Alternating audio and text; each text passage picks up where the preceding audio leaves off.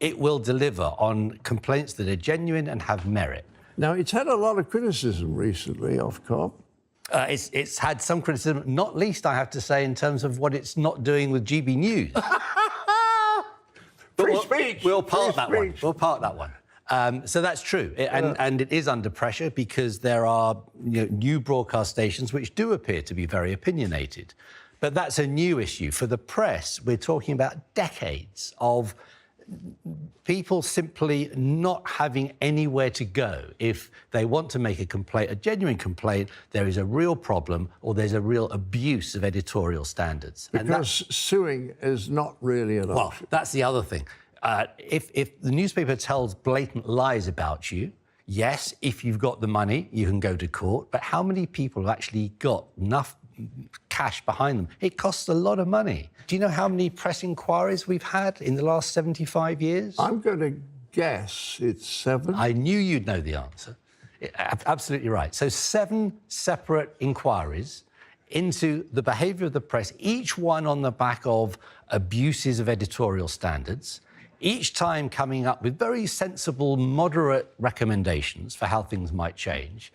And every single time, the government of the day has run a million miles away because they're afraid, they're frightened. And that's why you had Tony Blair in the 1990s flying to the other side of the world to meet Rupert. First thing he did when he became PM. Yep. No, when he became opposition leader. Oh!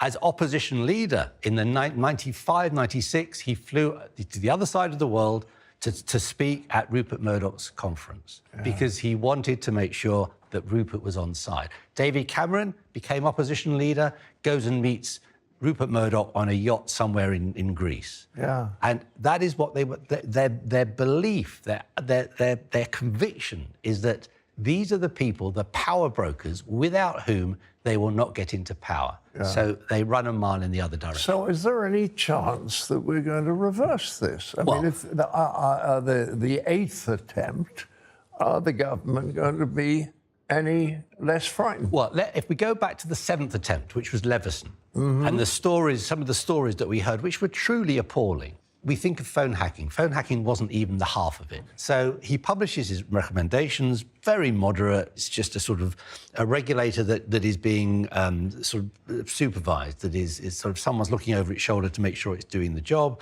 No interference in free speech or the press or anything like that. And Parliament passes the first stage. Yes. And then the government gets frightened. And Cameron obviously has conversations with editors, and he stands up in Parliament and says, we're not going to complete this. Yes, that's right. It's the same story over and over again. So coming back to your question, is anything ever going to happen? Yeah. I actually think that we're getting to the point now, and we've got 3 lots of phone hacking litigation still going on. We've got more stuff coming out and more stuff that's going to come out. Not just the Sun, but the Mail, the Mirror. And I think people are beginning to realise that this is just... some of this is burglary. Yeah, absolutely. The burglary. There are allegations, which I certainly believe are burglary, of where they're paying people to break into people's houses and cars, to steal documents, and also to put microphones. Absolutely. And so forget about phone hacking. We're talking about bugging live conversations. Yeah. We're talking about putting bugs in cars so that you can follow them and listen to what's being said. As you say, commissioning burglary, commissioning PIs, private investigators, to follow people. All of this is incredibly intrusive.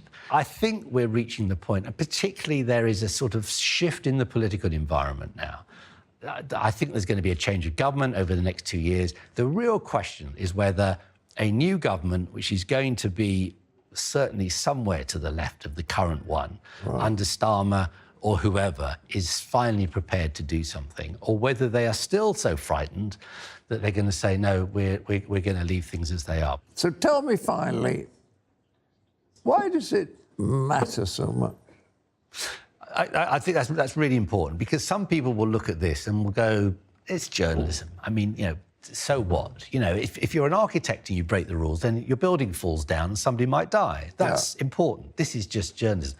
And there are 2 reasons. First of all, because we actually rely on people telling us the truth for democracy to work.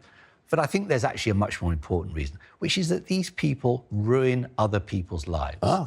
it's as much about clicks on social media and on the internet as it is about what's in the newspaper. Well, I'm going to talk to someone whose life was ruined, and then I'm going to be back to talk some more to you. I'll look forward to it. I'll get your cat. I think most people assume that the majority of people worked over by the press are celebrities. Not true. The majority of the people worked over by the press are not celebrities. And I have here with me now someone whose business was ruined by the British press, Daniel Hindley. Now, you had a nail salon, is that the right?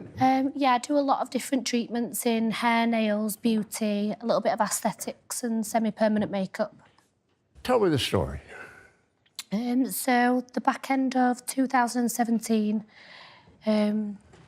I had a journalist come into my home with a hidden camera pretending to be a client, and she was asking strange questions that clients don't ask.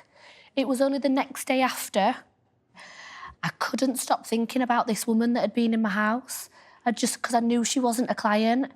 She'd text me from a phone number to book it, so I Googled her phone number and it came up straight away. Charlotte Wace, Daily Mail reporter. Oh. And, yeah. So first of all, I contacted the police because I thought she'd been in my home. By this point, I didn't just check who she was. I looked at some of her other articles that she'd done, and she'd done some other questionable articles in the beauty industry. Then I started looking at some of the articles, and there were photos on the articles that you could tell were screenshots from hidden cameras. And I remember when she was in my house, she kept shuffling about, and her body language was really strange. And it just suddenly dawned on me, I thought, you've had a hidden camera in my house. So first of all, I contacted the police and I said, look, I've had a journalist in my home. She had a hidden camera in my house. My son at one point came downstairs into my workroom in his underwear because he'd just got out the shower. So I was like, listen, I'm not happy for somebody to film my child. And the police were basically like, listen, journalists can do what they want. Like, we don't have any way of dealing with them. Once they printed the article, my business was done.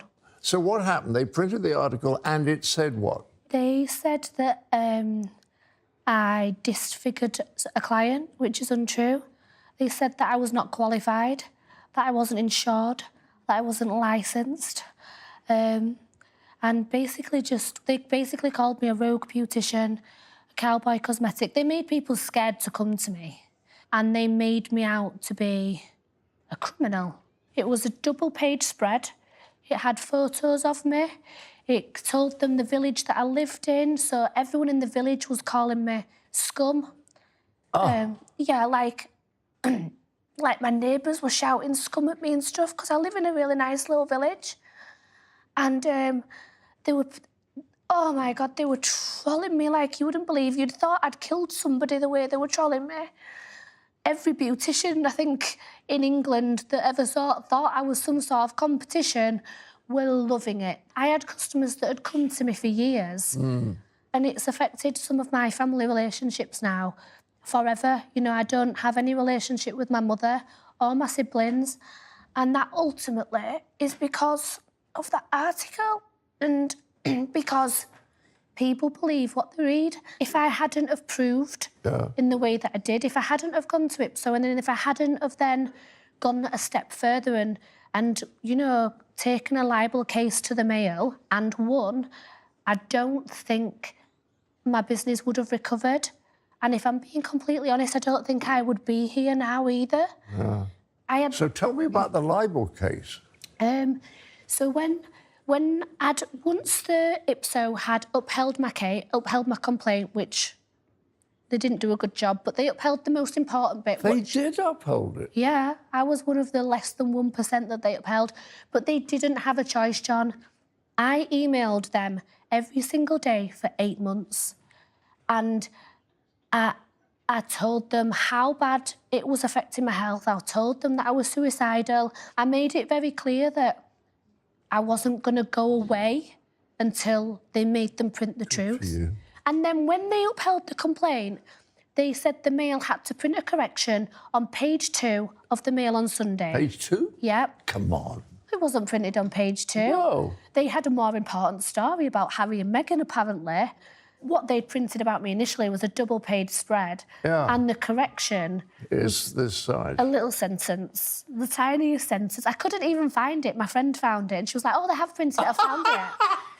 Nobody could find it. Oh, It was a it's joke. hilarious. And also, nobody was talking about that. When I was, putting all over social media, yay, they've printed a correction, nobody gave a damn.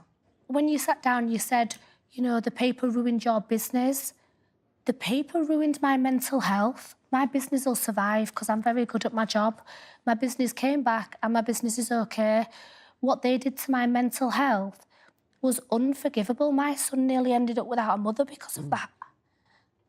Because I didn't leave my bedroom for months. Like, when it was, before I even, when it was all ongoing, I think this was just when I was dealing with IPSO, I did not leave my bedroom. I didn't shower. I didn't brush my teeth.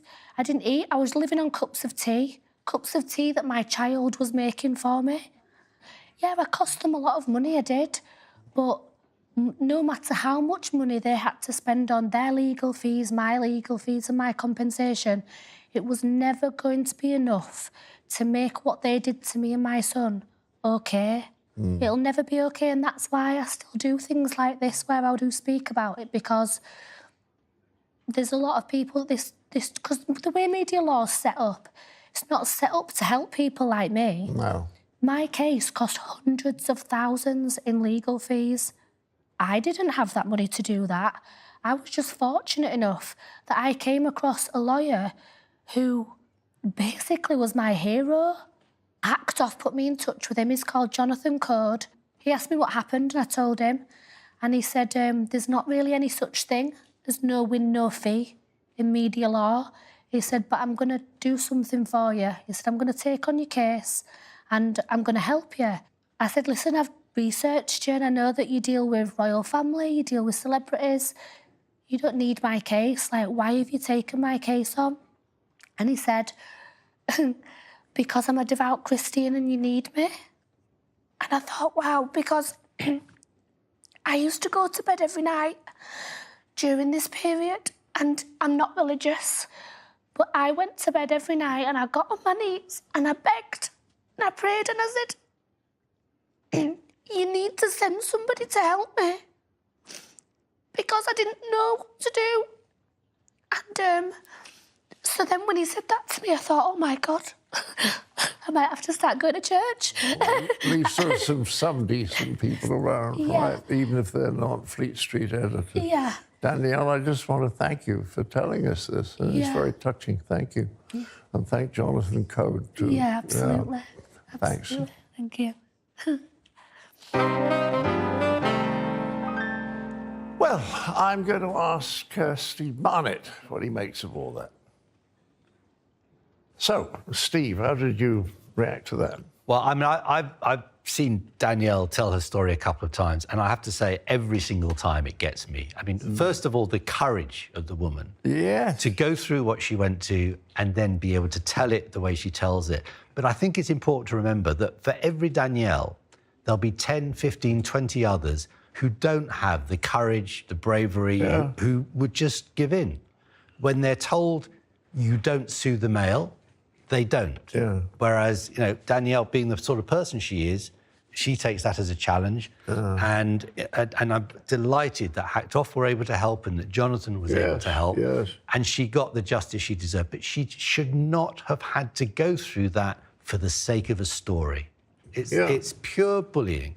So given that the last 7 attempts to reform the press have collapsed because the government was frightened of the press, do you see anything optimistic? I'm an optimist by nature. So That's not the question I asked you. And I do think that actually times are changing. And I do think that with a change of government, that when people look at the detail of the cases that are coming out now, the hacking, the PIs, the burglary, the phone tapping, etc., they'll say enough is enough. Amen to that. We'll see. Thank you, Steve. Thank you very very much. Right.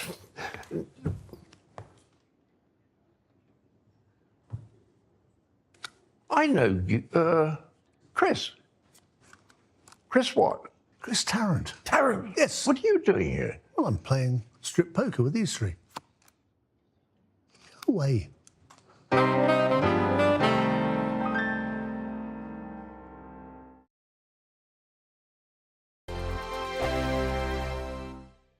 I'm Andrew Doyle, executive producer of the Dinosaur Hour, and Lewis Schaefer with me here. You were the maitre d' in the Dinosaur Hour. No, I was the star of the entire show, and I think people are going to see that when they. You were. They're going to see we it. cut you out a lot. You know what? If my mother was still living, she would be furious. She would, but she's not, and I knew that was okay. No, but I am in the opening. I hope you don't cut out the opening section. No, you're in the opening section. I'm in the opening section. And of course, working with John Cleese, that must be exciting. Well, that was amazing, really. I didn't appreciate it at the time, but then I'm sitting there working with him. I'm thinking, this is John Cleese. Yeah. This is John Cleese, as in cheese. You've got to get that right. Yeah. In America, they call him Cleese. Yeah. And he really has a problem with that. But you're an American and you're getting it right. Well, my name is Schaefer. People say Schaffer. You just got to get used to it. Or change your name to something that everybody pronounces properly. People normally get mine right. Although I was called Andrew Boyle by a critic once, made me angry. Because that's probably the first time that's ever happened to you. With me, my name has been misspelled. I remember one time I noticed my name was spelled correctly at a restaurant, and I was like, it was in my 30s, and I was like shocked. Because it never happens. But John Cleese. John Cleese. Yeah. I mean, the great thing about the show was to be able to make the show that he wanted to make, which was talking to the people that he found interesting about the subjects that he found interesting. And that isn't something that normally is granted by television channels to stars.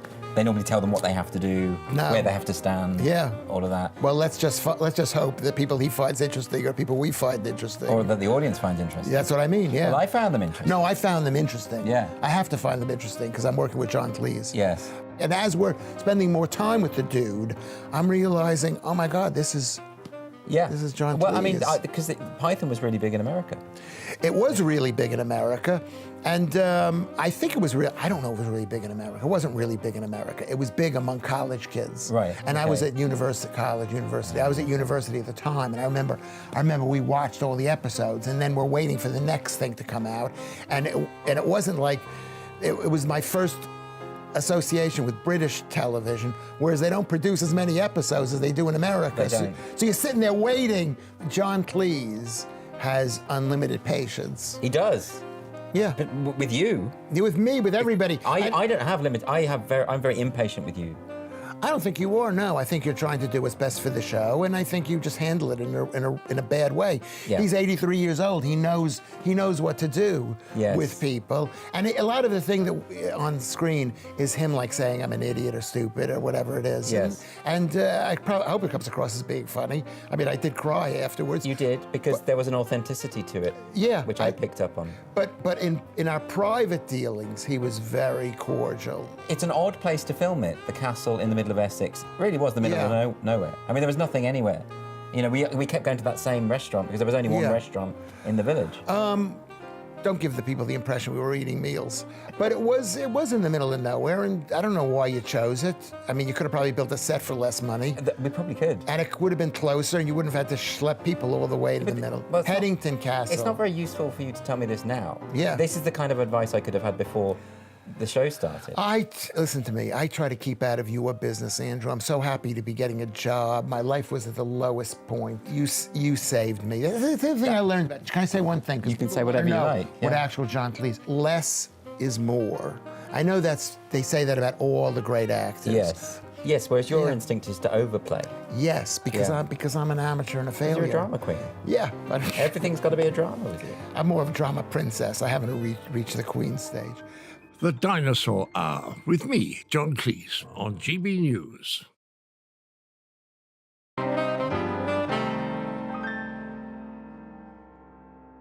Now, there haven't been many people doing anything much about this awful press of ours, but one group that I very much admire is called Hacked Off, and the lady who sort of runs it is Jackie Hames.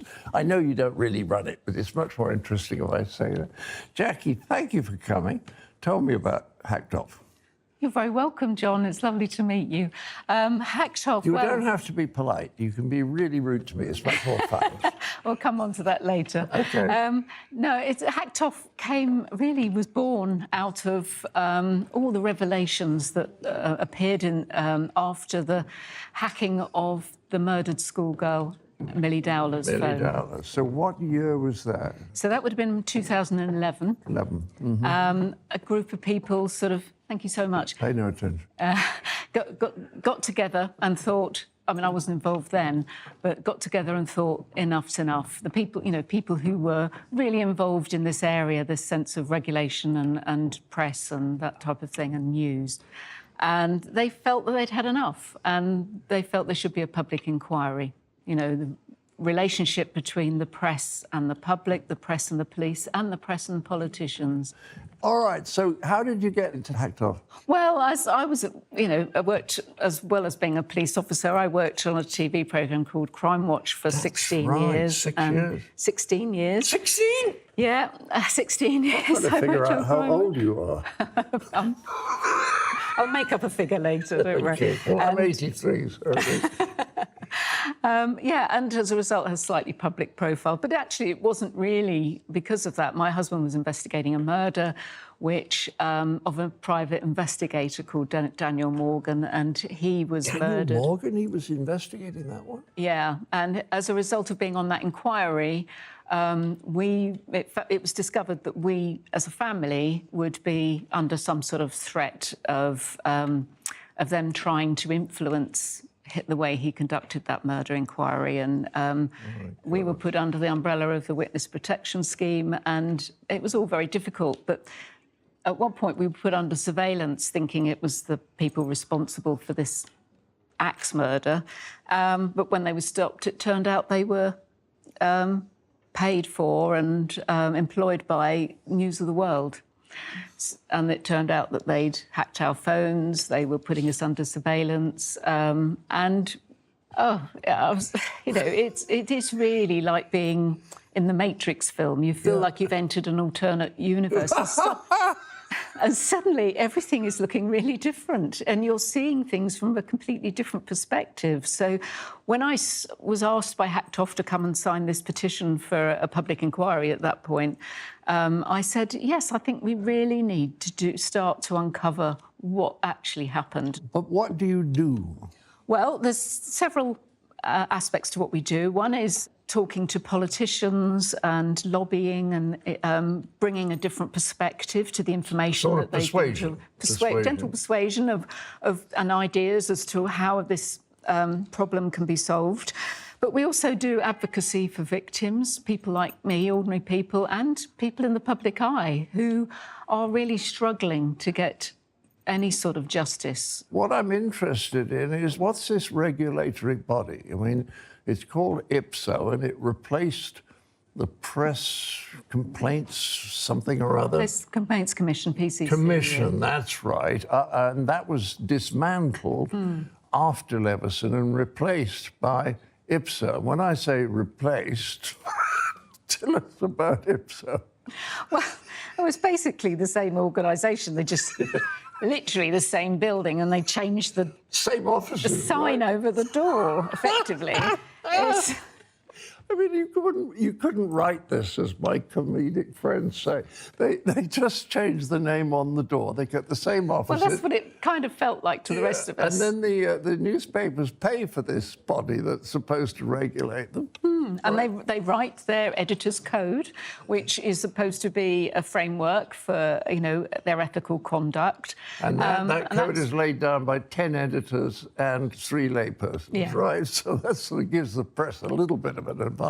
Exactly. And these guys who decide whether it's a legitimate complaint against the press are paid for by the press. Yeah. It's a Python sketch. It's marking their own homework. Yeah, yes, I like that phrase. Ah, what a joke, hey? Frustrating. I mean, you have to laugh because it is so ridiculous, but... Say something to cheer me up. Say something to cheer you up? We're here fighting, John. We're not going to give up. We've been here for 11 years, and we absolutely are not going to give up now. Hacked Off, ladies and gentlemen. Look it up. Right. Thank you.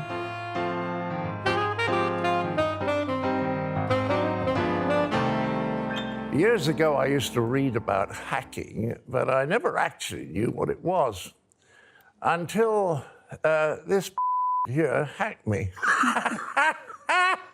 You naughty, naughty man.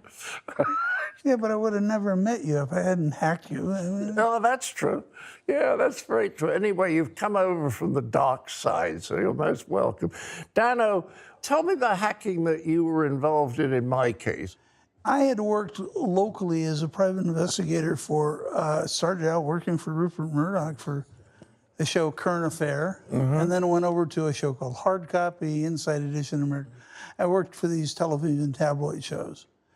And what were you doing for them? I was a private investigator. Whenever a story was breaking about whoever, they wanted me to track that person down so they could go and interview them or contact them. And I eventually got out of working for the American tabloids, and I was looking for work, so I started a company called British American News Service. Oh.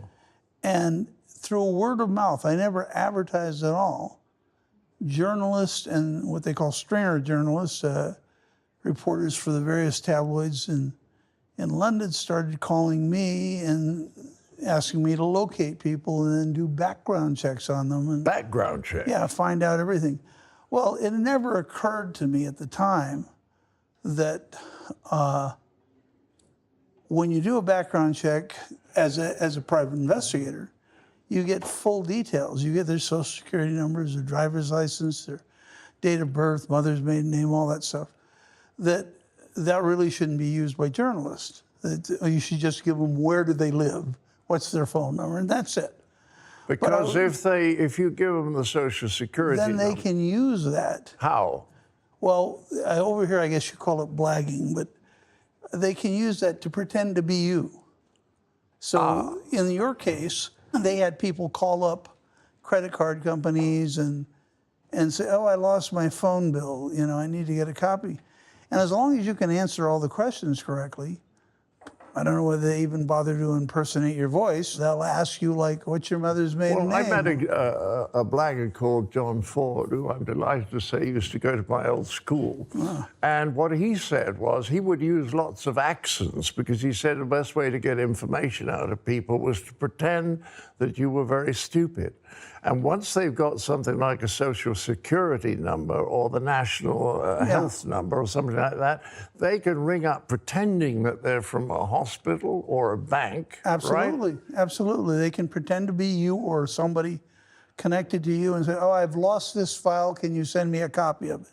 It became common practice to get your phone records, your credit card bills, your text messages, everything, by pretending to be you. But what I want to know is, do you think the knowledge of this went right to the top? I mean, absolutely. They knew exactly what they were doing, and they paid big money. I was making $250,000 a year for quite a long time because I had a reputation that I could find out everything about anybody anywhere, and it didn't matter who they were. I had the social security numbers for the 5 past U.S. presidents. Oh, God. And all of their data.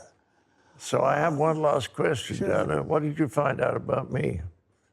Well, you're actually kind of boring. No, but they were very interested in one of your wives down in Texas. One of them? I know the one. Yeah. Dana, thanks for coming along. That's great. It. Thank you very much.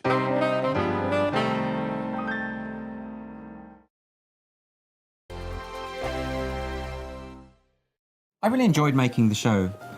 Wide variety of different types of people, and the team were all great, and the extras were all great. Yeah. And you got to talk to all of these people. You developed quite a warm relationship with the nuns, particularly. You got a few telephone numbers, yeah. And then I kissed a nun.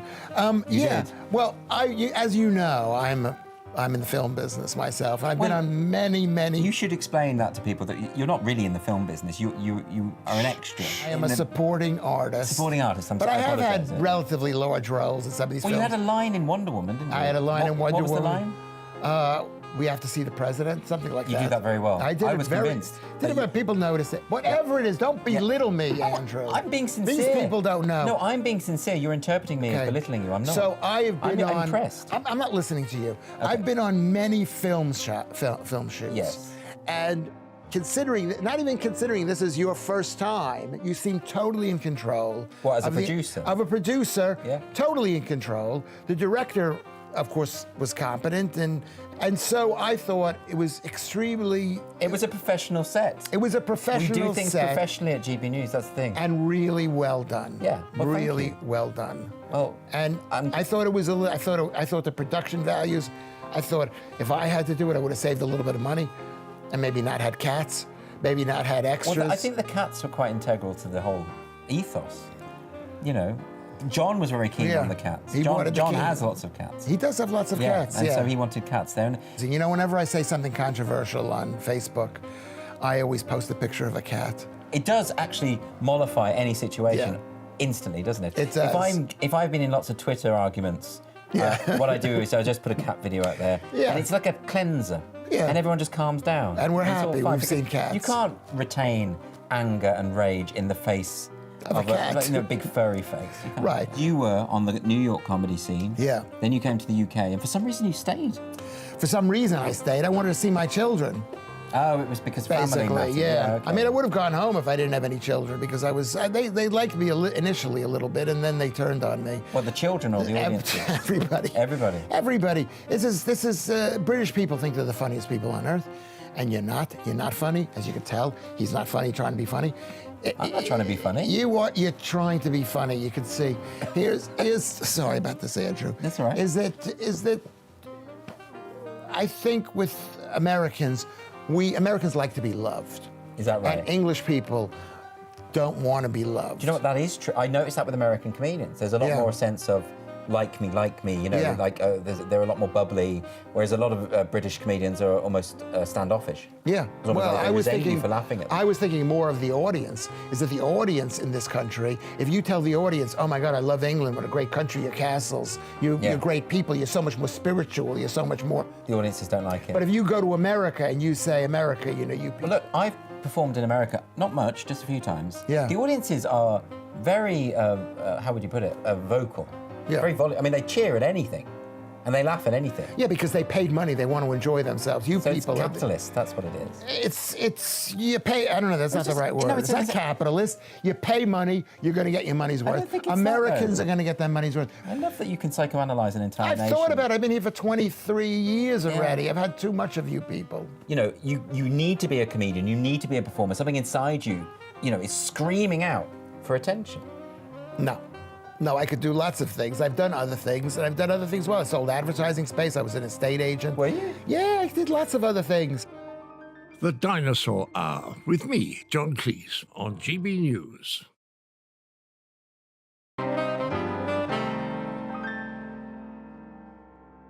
I have here someone who needs no introduction, so I'm not going to give him one. Chris. Well, I thought you'd give me a build-up saying one of the most gifted broadcasters in All right, he is one of the most gifted broadcasters.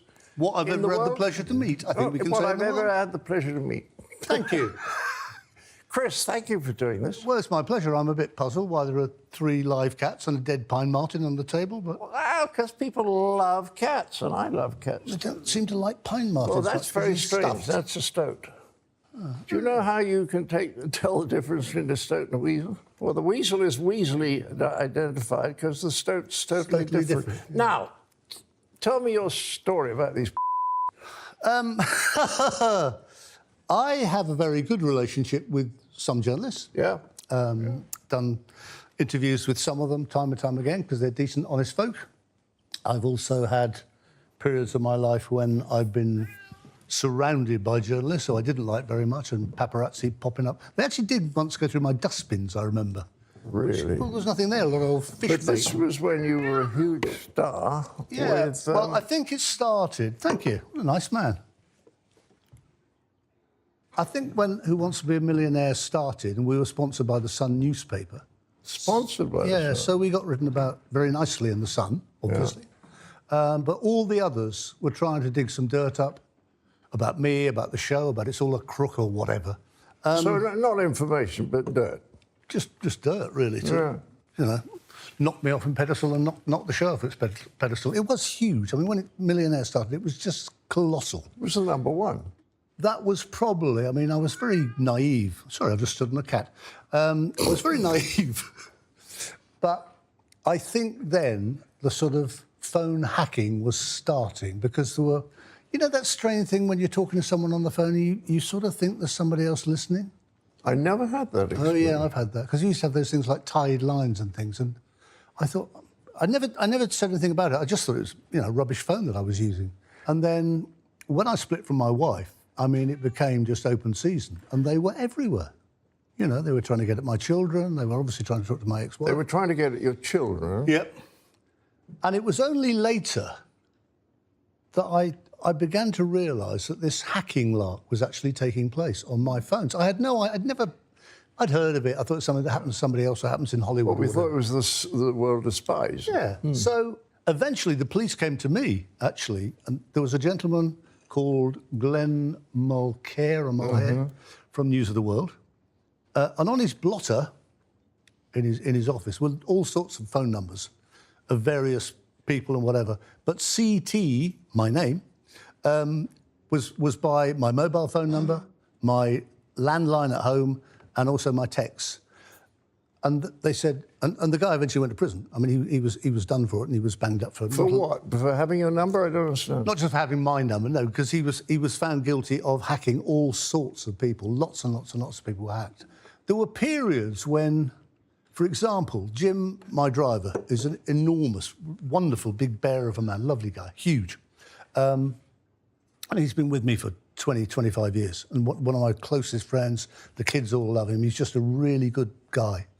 And there was one particular night when I was separated. I took a lady out. I met her for drinks, and then we went for dinner. And there were sort of photographers everywhere we went. And this carried on through the night and through the next morning when I took her to work and so on. And that evening, we'd done Who Wants to Be a Millionaire up at Elstree. And when we were driving home, I said to Jim, I can't understand this. How did they know so much detail about where I was going? I mean, it was quite extraordinary, because the only person I talked to was Jim on the phone. And Jim turned to me, great big lump with tears in his eyes. He said, you've got to think it's me. Oh. And I said, you know, I love you, mate. I do think it was you. I can't... There's nobody else. No other explanation. No. Yeah. It was only really...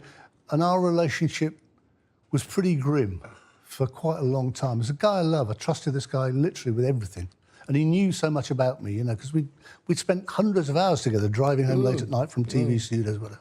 I think one of the most awful things about this, and people think, oh, there's a celebrity and he's having a bad time, but all the closest relationships are broken up because the only assumption is not that you've been hacked, but because this person you've known all these years is talking to the press. It's appalling. I know, and it was with Jim, obviously, but also with my friends, my kids. I didn't trust anybody for weeks until eventually a pattern emerged. I went, oh, my God, that's what's been happening. A horrible time. I mean, it also became a kind of sport because they were just everywhere. I mean, literally, as I say, they were looking in my dustbins. I mean, what are you going to find in a bloke's dustbin? A pair of soiled pants or whatever, God knows. Bless them. I mean, they were always following Jim in my car, and a lot of the time I spent on the back with a blanket over my head. It was quite bizarre, the whole period. But also, quite often, we would switch cars. So Jim would go off with a blanket in the back over a sort of lump, probably a pillow. Really? Oh, he took him miles. He took him from Elstree Studios once, convinced that I was in the back of this car, almost down to Canterbury. and he got out and parked up.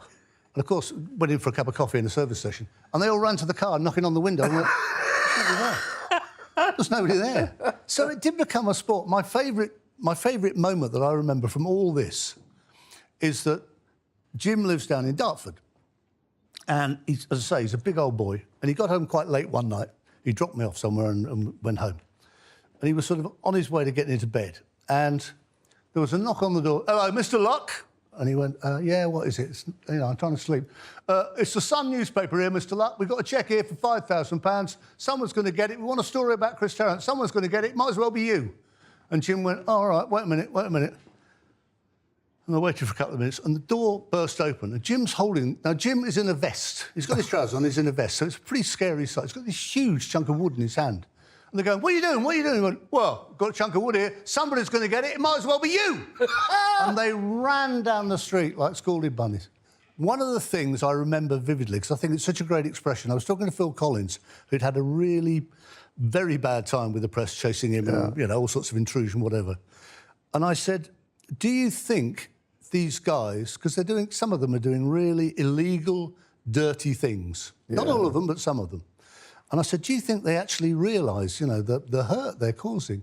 And Phil said, he said, the trouble is, they've been down in the so long, they can no longer smell it.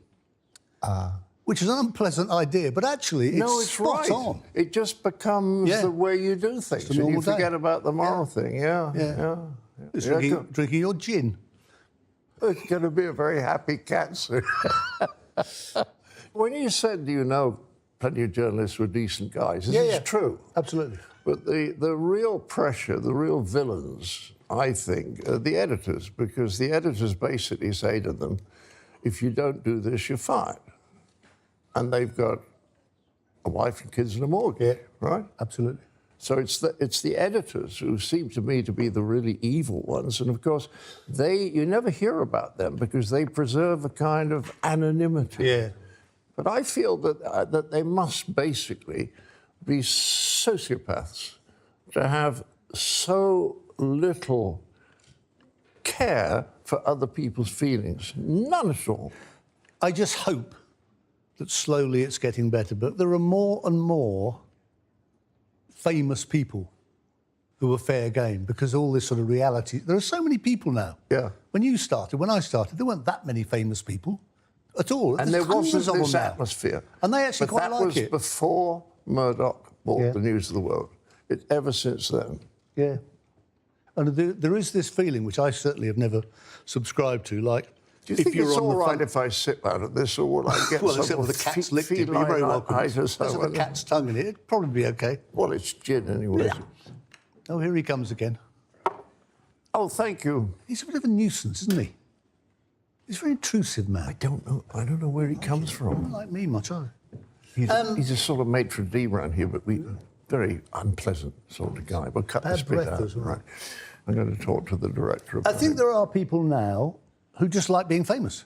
So if you're on the front page of one of the tabloids, even if you're being absolutely vilified, it's like, look at me on front page today.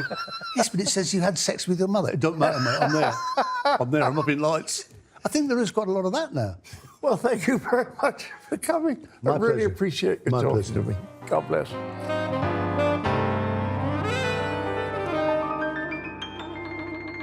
So the last person I'm going to talk to today is Mr. Ian Lucas. Hello there. Thanks for coming. Thank you. Ian is a lawyer, but none the worse for that. And he was also MP, a Labour MP for 19 years for Wrexham. Around that. But I kind of fell in love with you because I saw a clip on the internet where you were cross-examining Matt Hancock, about a statement that he made in the House of Commons, which seemed to be rather misleading. Let's have a look at it. I decided that the best thing is not to have a backward-looking I know what your inquiry, position but a is, forward-looking inquiry. But what I'm saying to you is that you misrepresented Sir Brian Leveson's position to the Commons on that day. Well, that's your view. We're not going to come to agreement on it. I think I faithfully represented it as set out, as you read out. And but I understand. I can see that you would rather have I'd done it differently. No, what I would rather would be that you were straightforward. Now, I'm a lawyer, okay? Yes. I know when particular words are drafted for particular purposes, and I think your words were drafted to mislead. Well, that's what I think. Well, all I can say... And what I would have preferred would be if you quoted Sir Brian Leveson when he said that he fundamentally disagreed with the conclusion that the government had reached. I can see that that's your preference. Yeah. I wrote my speech in order to describe his position. My preference, Secretary of State, is honesty and straightforward evidence. That's right. And I would really welcome that from you. Noted. I thought that was quite wonderful. What's extraordinary is that this is the first time I've been asked to speak about this. What? No one was interested, no one covered it. And Matt Hancock, after that interview, believe it or not, was promoted. There was very, very limited coverage about the interview at the time. But of course, remember, this was about the press, which I think is not coincidental. So Leveson 2, let's talk about Leveson 2, because it seems to me, and I'm not well enough informed, that we badly need that. Tell me. I think we do. What Leveson 2 is about is the relationship between the press and the police.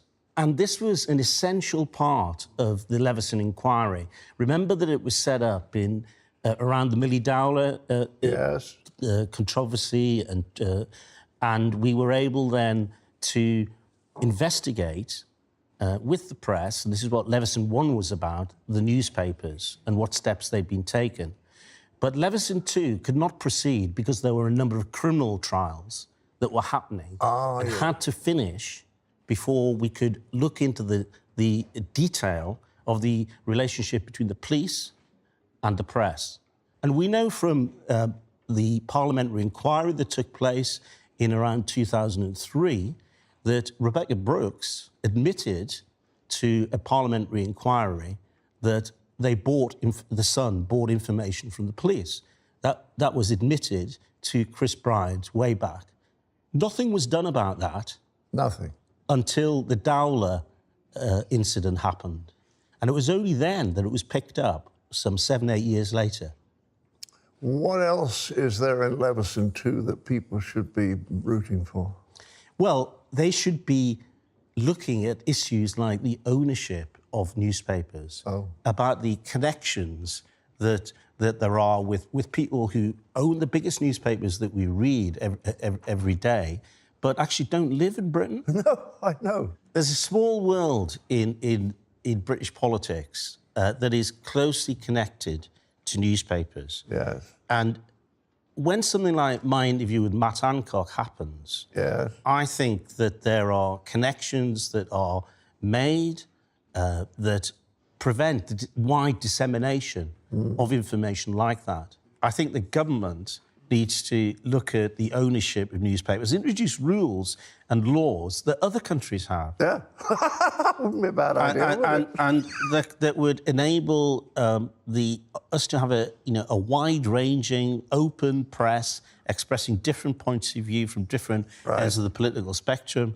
That would enable us to have a sensible debate in the newspapers. A proper democratic debate, in a way that we just don't have at the moment. Ian, shut up.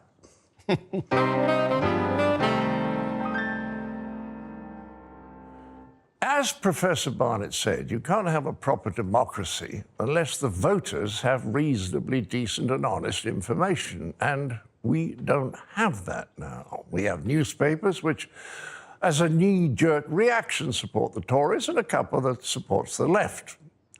If we want more accurate and honest information, we have to regulate the newspapers that have basically become propaganda sheets.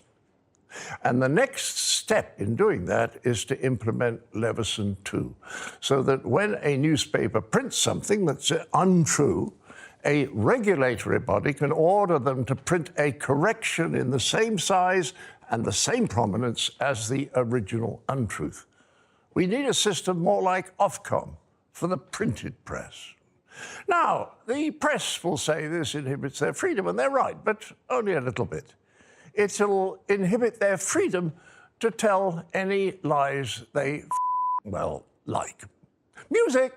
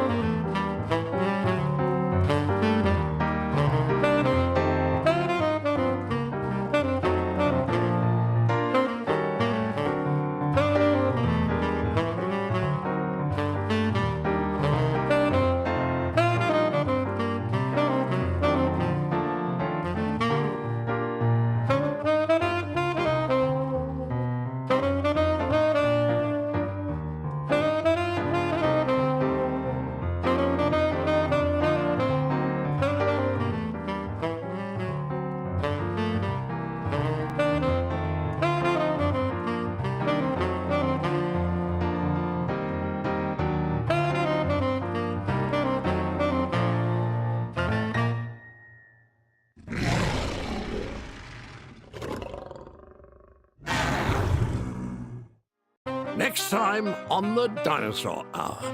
So I had this empty hole in me that said, feed me. I need this sugar. And then when it wasn't sugar, it became tobacco. And I smoked. And then in my 20s, it became cocaine. It became that. And I couldn't sit still without going, ah.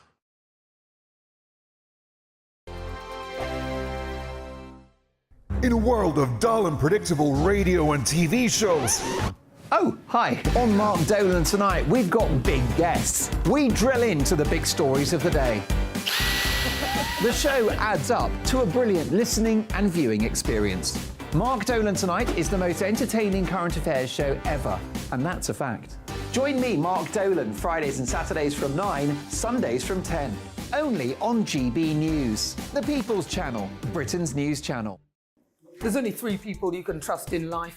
Your doctor, your lawyer, and your nana. I'm not sure. So join me, Nana Aquare, at 3 p.m. every Saturday and Sunday, where we discuss the biggest topics of the weekend. Be ready for battle. Could you be quiet? What is this? It's my new teeth. It's your new teeth. I don't bite. Well, not without a good reason. Always honest, always fun. Every weekend at 3 p.m. on GB News, the People's Channel, Britain's news channel. So Jubes and Kerr, we tackle the issues of the day with real, robust debate, both sides of the fence, battling it out with me in the middle with my forthright opinions and views. And often really interesting things happen because you start with a position and then by the end of the debate you find actually, well, I might not have thought about that one. What we need in this country is 2 new political parties. You should maybe think about doing a 2024 calendar. I'm Michelle Dewberry and I'm keeping you company right through until 7 o'clock this evening. GB News, the People's Channel, Britain's watching.